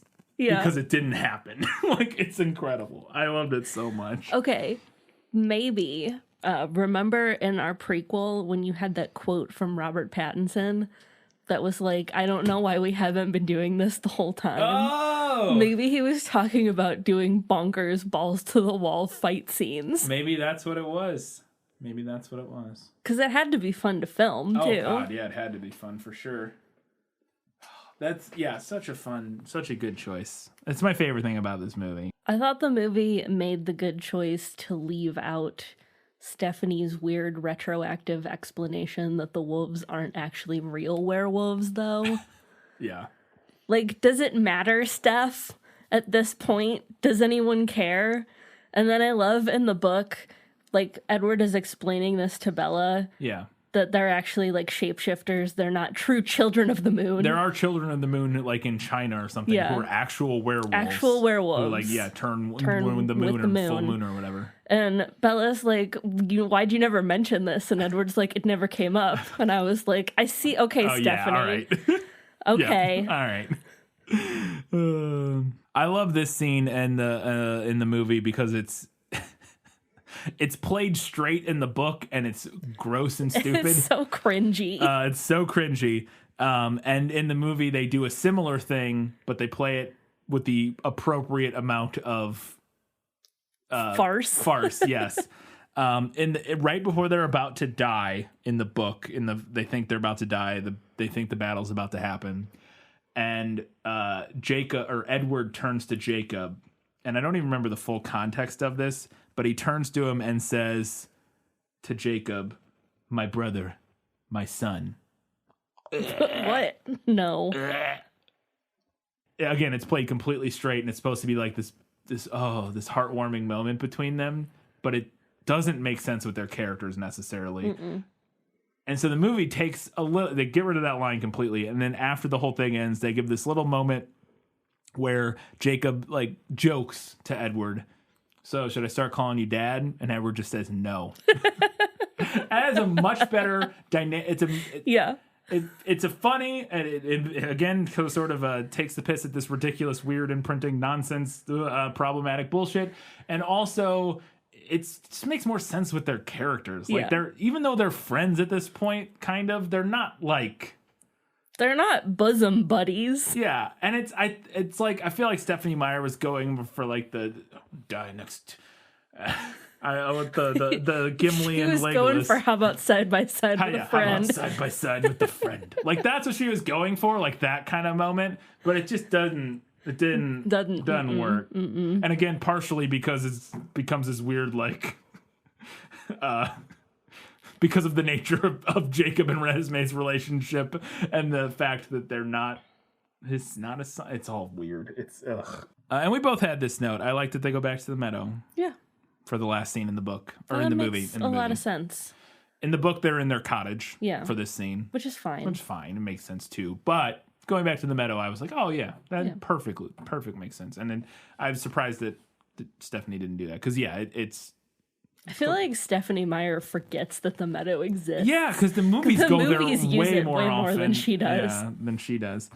I also love that it is hilarious that Stephenie Meyer gave them literally on a silver platter a Bella and Jacob music video highlight, or not Jacob, a Bella and Edward music video highlight reel for their movie. She wrote that into the book because we get that in the movie at the end here is this. Because Bella lowers her, lowers her shield so that Edward can hear her thoughts. Yeah. For the first time. And then she shows him all of their time together, basically. Like her memories of it. Which is basically what happens in the movie, or in the book. Yeah. And so the movie was like, guys, we get to do our own fanfic Bella Edward music video in our movie. Except then in the movie, she shows him like stuff from New Moon, and I was like, why would you include that? She shows him leaving her. Yeah. And like when she's like depressed and looks like a skeleton. Yeah. It's the good and the bad. It's the whole of their relationship. And also, my last note, I will fight anybody. I don't care. That 1,000 Years song is pretty fucking good. I fucking love that song. Anybody song. who doesn't can get fucked. It is a great song. It was written for this movie. Yeah. All the music was written for this movie, apparently. But yeah, I know it's probably been memed at this point, but I like that song. It's a good song. That's it for Better in the Movie. Let's go ahead and talk for the last time about what the movie nailed. As I expected, practically perfect in every way. Not ever, just for this for this series. Just for this movie series. For Twilight. Edward has a line right after Bella wakes up as a vampire. I don't think the movie uses it in exactly the same place, but it is the same line where he says, like, you're stronger than I am right now. Yeah. She has that newborn strength. That newborn strength. Also, the creepy baby has creepy baby powers. Oh yeah, it can mind meld you. Yeah. It can Vulcan mind meld, basically. Kind of. Put its thoughts into your head. And then we've mentioned Bella and Jacob's entire first confrontation over him imprinting on Renesmee, and that's basically the same.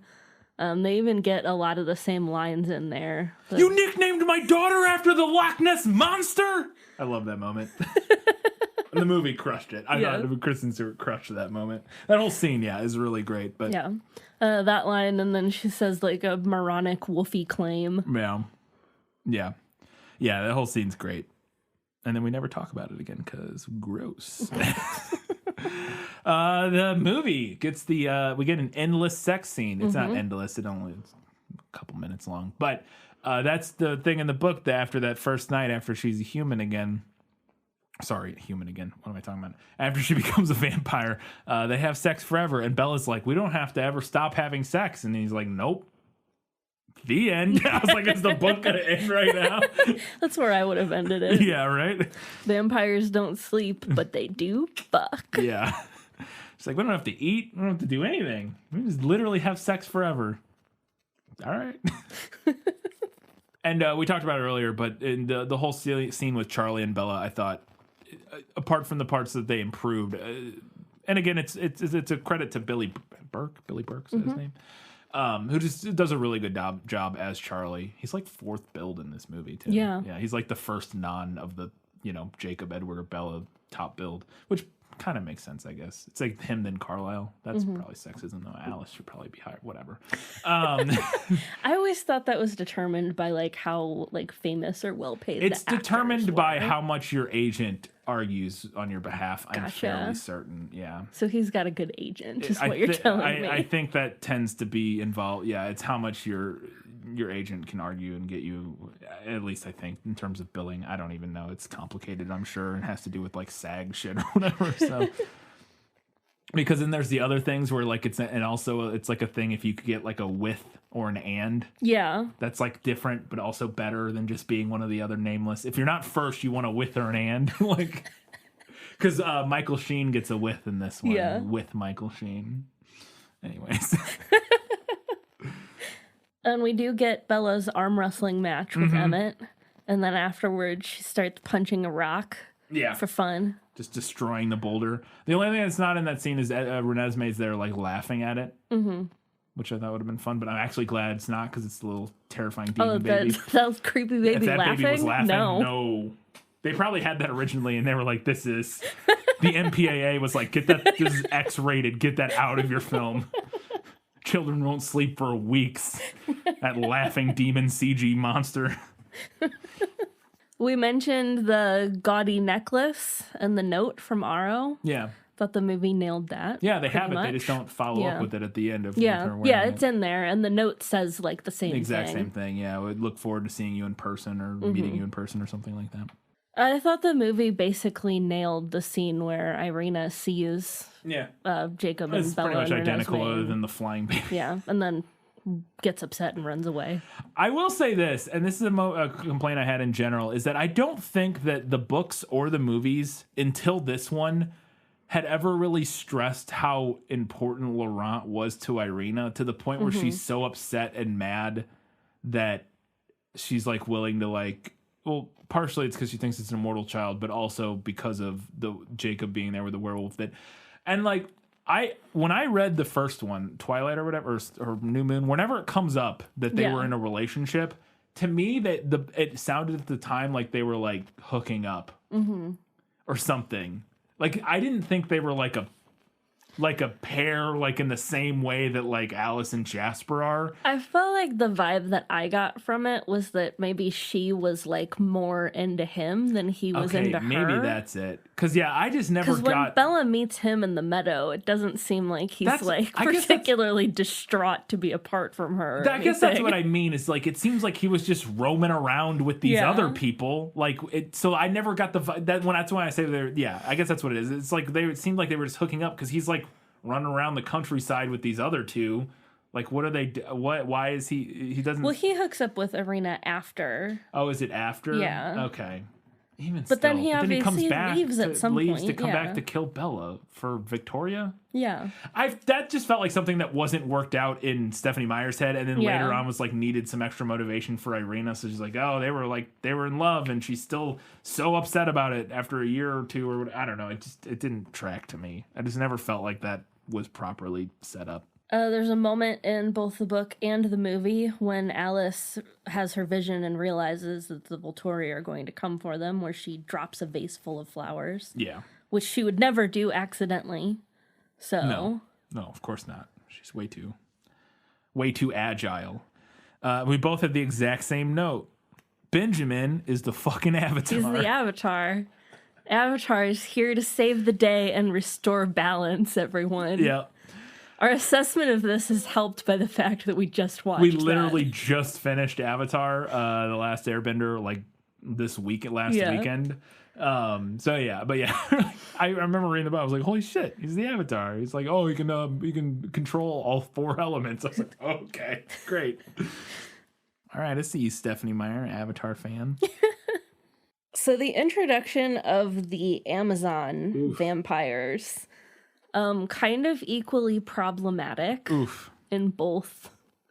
Maybe a little more problematic in the books because we are getting Bella's commentary. Yeah. Bella, noted racist. Yeah. Yeah. But yeah, they're like wearing like only animal skins and Bella says, I'd never met any vampires less civilized. And they're the only native vampires. Yeah. Talk about how uncivilized. I was like, oh boy, this is gonna be great. And yeah, they are. Now, to be fair, they are, to some extent, they are from like a remote. At least that's the idea, I assume, is that they're supposed to be from like some remote, Amazonian tribe in the rainforest or whatever. So that the attire maybe makes sense to some extent. I'm not saying what's in the movie is actually remotely accurate, because I'm sure it's not actually. What I'm saying is that the fact that they're not wearing like modern clothes or whatever, it potentially works. Maybe, I don't know. But the need to comment about how uncivilized they are is an interesting choice, let's say. And by interesting choice, I mean racist. That's what I mean. Clay, that wasn't clear. Then we have Alistair, who stays in the attic the whole time. Yeah. He's an attic vampire. He is an attic vampire.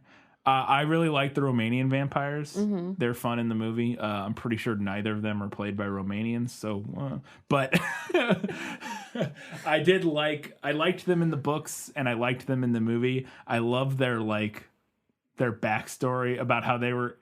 It's to me, it feels a little bit like something from What We Do in the Shadows or something, where they were the old like guard who like they used to run things because they're like the traditional like Romanian vampires, but now they got pushed out by the Italian vampires and they're real bitter about it. And like, I love that dynamic, and I was wishing there was more with it, but it felt a little self-aware and tongue-in-cheek, and it was like a fun little thing. Their whole beef with the Italian vampires. I do love that they just show up like, yeah, we're just here in case the Volturi get their asses kicked. Yeah. We just want to see it happen. Yeah, we just want to watch them lose. Yeah, it's fun. I like that a lot. I thought the movie pretty much nailed the scene where Kate is trying to train Bella to project her shield by just like zapping Edward over and over. And then in the movie, she threatens to get Renesmee. Doesn't she actually go get Renesmee in the book? Am I crazy? I think they do. Yeah. I know she doesn't actually shock her because Bella actually does it, but they actually go to do it. I guess in the movie they're like, that's a little too. She's one of the good guys. Maybe we don't have her like threaten to harm a child like a fucking baby. Yeah. She does toe that line in the book, though. Yeah, she really does.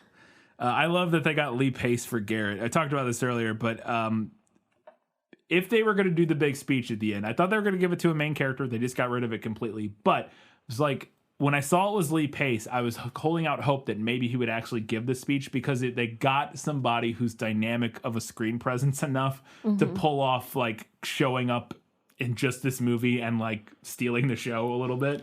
And so I was thinking, they could actually give him the speech and it would work and we'd like it because we like he's that good of a kind of a character actor. So I enjoyed seeing him. I'm always down for Lee Pace and stuff. He's fun. A couple little details that the movie got right. There's a moment where Bella is reading a Tennyson poem to Renesmee. That's from the book. Yeah. The note that Alice leaves is torn out of The Merchant of Venice, which then Bella goes and finds the additional J. Jenks information. Bella gives Renesmee a locket. Yeah. Which is a ridiculous gift to give a small child. Yeah. But still. Well, she's not really a small child. She's way more. She's advanced. Yeah. Also, not a great idea. I guess it's if they get to the point where they can see the locket, that it doesn't matter because they're going into hiding, right? Right. And she puts a picture of her, Bella Bella, Edward, and Renesmee in it, or just Bella and Edward maybe in the locket. I guess it doesn't matter at that point But my thought was like, well, it's very obvious now who this child is, which if you wanted them to be undercover, maybe don't put pictures of yourselves on them. Whatever. Doesn't matter. There's a little line that Garrett gets because he is an American Revolutionary soldier, or was, I guess. When the Volturi show up, he's like, the Redcoats are coming. The Redcoats are... Which I don't know. It's dumb, but... It's kind of for this property, the kind of rare vampire who leans into his personal history. Yeah, he really does. They have a lot of moments with him being like because he was like a founding father or whatever. Or he wasn't, but he was, he fought in the Revolutionary War and that sort of thing. And that's his personality now. That's his thing, is that he was a revolutionary soldier. And then Garrett and Kate get together. He's very enamored of her. Oh, yeah. She likes their electricity. Yeah. And we mentioned before, but Bella's little smirk at Jane across the battlefield. When she is able to harness her powers and knows she's winning. She's thwarting Jane. Gives her a little smirk. A little smirk. And I thought, other than the fake battle and skipping Garrett's speech to the troops, those were like the two big things that the movie changed. But otherwise, the climax of this is basically spot on. It's pretty similar, yeah. It's pretty identical. Yeah. Yeah, those are the big, obviously, the battle, yeah. And they even, some of the elements of the battle are pulled from things that actually do happen in, at least a couple little ones, are things that do happen in the book. Because they start, and this kind of happens in the movie as well, they start like attacking, like psychically attacking them before. Yeah. And they explain in the book that like Alec is trying to control them while the Volturi are still deciding what to do so that they can't run away, or basically like hold them prisoner while they decide what to do. And that happens in the book, and they're and this is where Bella's like using her shield powers to like protect them from from Alec and Jane. But then at some point Benjamin does open up a giant ravine in the middle of the field. That's actually, and that's that's the big thing at the end of the fake fight in the movie. But that actually does happen in the book. It just doesn't, nobody falls into it. It's not, it just kind of splits open, and and like the mist falls into it or something. I can't remember. It was just like rolls over it. Yeah. Because he does open it up hoping that I think it'll stop the mist, but yeah. it doesn't. Yeah. And then we end in the same place with Bella giving Edward a highlight reel of her memories. Yeah. And then we literally in the movie end on the last page of the book. Yeah. They show the last page of the book, including the last line with the forever. Might as well. Might as well. Why not? All right. That was it. We got a few more things to talk about, including we're going to wrap up everybody's favorite new segment. Bryan predicts the Twilight Saga. It's gonna happen, Edward. I've seen it. So these are my predictions for Breaking Dawn Part 2. Let's see if I got any of them right. First, after the pack finds out about the Volturi, this sparks a big conflict between the Cullens and the pack, resulting in a brief fight where one of the Cullens and one of the pack is I can't say it, irrevocably injured. This strains their tenuous relationship, and we're worried the Cullens will have to face a Volturi alone, but ultimately the pack shows up to help save the day. None of that even got close to happening.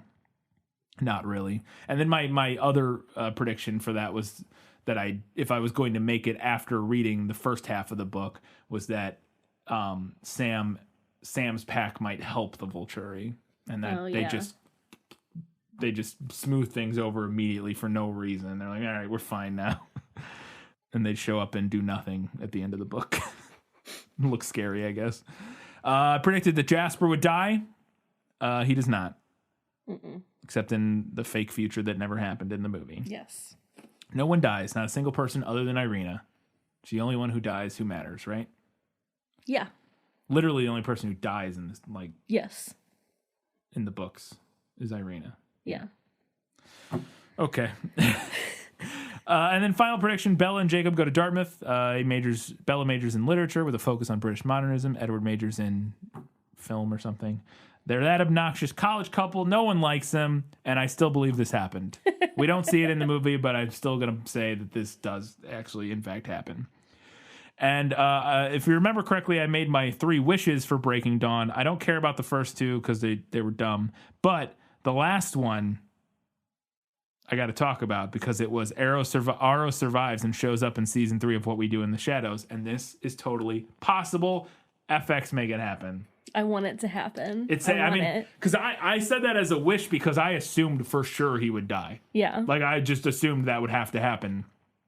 But he doesn't. He lives. So he could totally show up in What We Do in the Shadows. I need this. I need this now. I need this yesterday. All right. We got a few odds and ends, and then we'll get to the final verdict.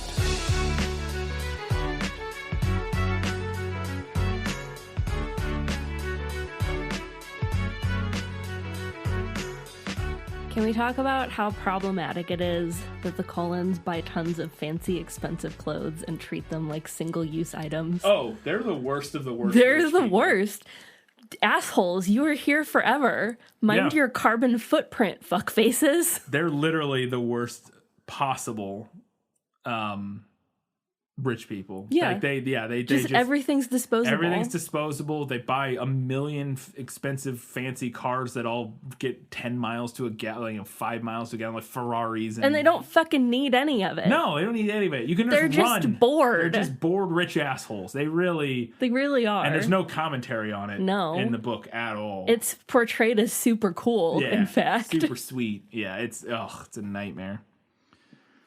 There's a little detail in the book that I thought was dumb is that so she wakes up in that blue dress and she says she's wearing heels and she jumps out of the window, and in the movie they just get rid of she's wearing the blue dress but she doesn't have the heels on. In the book she jumps out of the window in the heels and she lands, and then they're getting ready to run through the woods and she takes the heels, and I was like, how's she gonna run in those heels? And then she takes the heels off, and as she does it she hears Alice like groan or like be upset or something from the house, and I'm like, Alice, how is she supposed to run through the woods in those heels? Like, not even, like, I'm not even saying that, I get that, like, she's a vampire now, she could probably sprint in heels or whatever, but the ground is soft. Yeah. They're just going to stick into the wood. She'd just be leaving them behind. That's what I mean. It doesn't make any sense. It's like, okay, sure.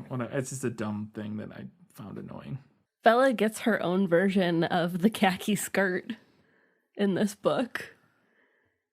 She says, like, at one point, she says, I would have sworn there was nothing more beautiful than Edward in his khakis and pale beige pullover. I remember that line. Oh my God. And Stephanie, I'm concerned. Pale beige and khaki together?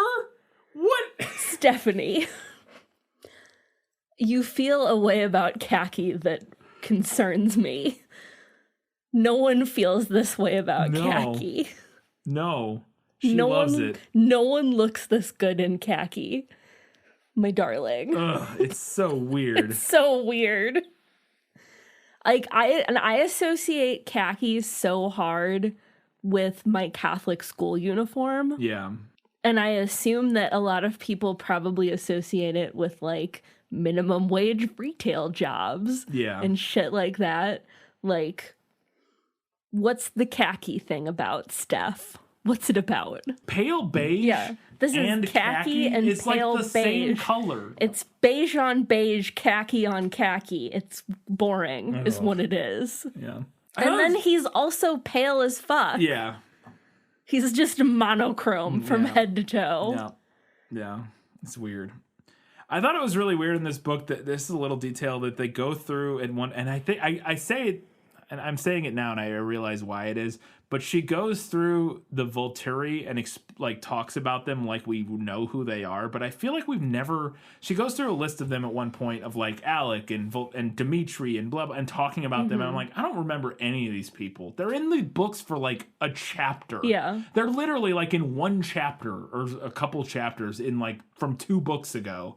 And I'm like supposed to like remember that like Vladimir is the strong one and like what it's just so weird to me that they're not characters that we have recurred with any amount and they're not distinct enough. And I say that and I'm guessing that's why she goes through them again, is to remind us of who the fuck they are because we wouldn't remember otherwise. Yeah. But it's definitely. It's one of the weaknesses to me of the books in terms of like the plot, quote unquote, is just how sporadically it decides to show up over the course of the books. It's very strange. I don't know. Maybe my favorite thing about the overall plot of this half of this book is that it hinges on Edward and Bella telling everyone that they fucked while Bella was still human. Yeah. They're like, they gotta call witnesses to explain to them, okay, so hear us out. So we got married, right? Got married, right? And then she wanted to have sex while she was still human. And I was like, all right, fine. And then, woof. She really twisted my arm, but... You won't believe this. Turns out I'm not shooting blanks. Not shooting vampire blanks. Anyways, hybrid human vampire baby. So that's what's going on. Yeah. They have to go on trial. Yeah. Boy, there's something there too. They have to go on trial for their sexual their sexual relationship results in them having to literally go on trial and defend themselves. I talked about it earlier, but we didn't get into detail. Did you agree? Do you agree that the ending of this feels really rushed? Yeah. I feel like the last 100 pages of this felt like. It felt to me like she wasn't super sure what she wanted to do and how to wrap it up. Did it? Yeah. I was like, and then like I felt like her editors got it and were like, we don't know what to do with this either. So it's just like they talk it out and then everybody lives happily ever after. I guess. It's Charlie and Sue. Okay, I don't know. Whatever. Fine. It's done. It's over. Like I just felt like it felt like she got it to the deadline and just could not come up with like a more satisfying ending and was just like kick the can down the road. I don't know. And then they have sex forever. Yeah, the end. So Stephenie Meyer has announced that she is going to write more books in the Twilight series. Even though she has said before that she's not going to rewrite the entire series from Edward's perspective, I'm betting we're getting at least one more Edward book.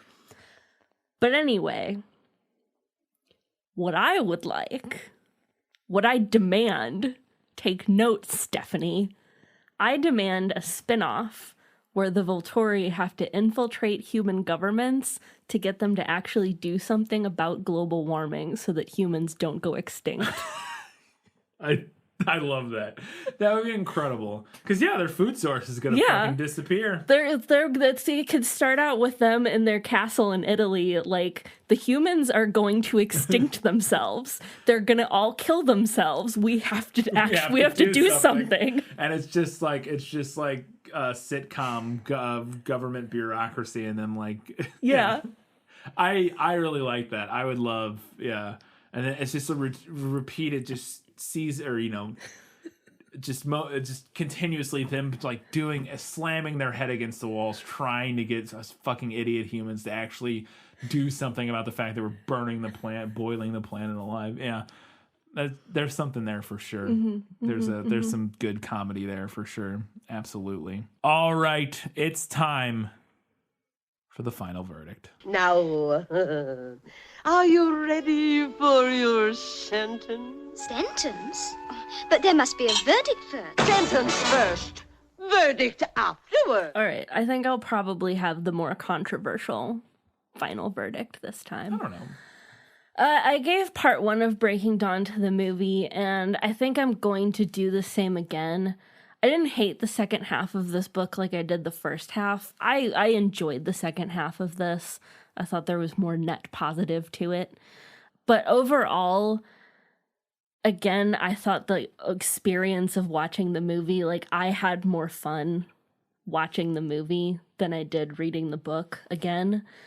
Much like the other installments in this series, the stuff that's interesting in Breaking Dawn is the details about the world and the characters, and that's stuff that typically doesn't make it into the movies.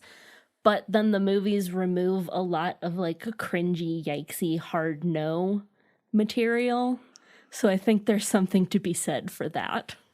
And I really liked the big fake battle. I'm actually going to disagree with you on this one. I actually preferred the book, or the second half of the book this time. Once Bella became a vampire, I found myself like really enjoying reading about her dealing with this whole new world. Then once the coming doom of the Volturi kicked in, I really enjoyed trying to figure out how things were going to wrap up. The J. Jenks side plot was interesting and fun. And I found myself legitimately invested in how they were going to resolve this whole conflict. The movie captures most of that stuff okay, but it shortcuts a lot of Bella's post-transformation and some of the mystery elements, and just doesn't capture that in the same way that the same feeling I got from the book. Plus, CG Baby. It's literally so bad that it ruins the movie. The best thing the movie has going for it is the bonkers fight scene at the end. I agree. It's incredible. And I wish there was maybe something similar in the book. I don't know if it would work quite as well as it does in the movie. But other than that, I pretty much universally preferred the book. I actually really enjoyed the second half of this. I agree. First half, I was the worst so far of the whole series, but I think the second half was up there among the best of the whole book series, in my opinion. So I would have to pick the book. So we disagree for the final time of this summer series. All right, so to close things out, I want to say that even though I've moaned and griped and dragged my feet, I really have enjoyed this revisit of Twilight. I stopped being into it in 2008, and this was my first foray back into the world. And it's been fun. It's also been validating in a way. Revisiting this series has made it very clear to me how much I've grown in how I respond to and critically examine media. It's also apparent how much my worldview and personal beliefs have changed and developed. And that doesn't mean that I have to dislike or disavow Twilight or be embarrassed that I was super into it once upon a time. I don't have to lambast 2007 Katie. I can give her a pat on the head and say, "You'll get there, sweetie." I can look back on Twilight fondly, and I can still be critical of it, because I have grown as a human, and I think we should all start recognizing that in ourselves more often. That was great. I agree. Katie, we already did our plugs at the beginning, but once again, check us out on Patreon, give us a review on iTunes or Stitcher or whatever. Follow us on social media, Facebook, Twitter, Instagram, Goodreads, especially so that you can give feedback for part 2 and let us know what you think so that for the next prequel episode, we can talk about what you all thought of Breaking Dawn Part 2. But Katie, what's next? Up next, we have a listener request We're going to be doing the young adult book, The Clique. Never heard of it. Which I've heard of. It was something that was kind of popular when I was like late high school, early college, like kind of in the same vein as like Gossip Girl. Yeah. Okay. But I never read it. It's a series. I didn't realize it had been adapted into a movie, but apparently it has. So that's what we'll be doing. All right. That's it for the final episode of our 2020 summer series. Thank you all for coming along with us on this magical ride as we explored the Twilight Saga. Until next time, guys, gals, non-binary, everybody else, Keep reading books watching movies, and keep being awesome.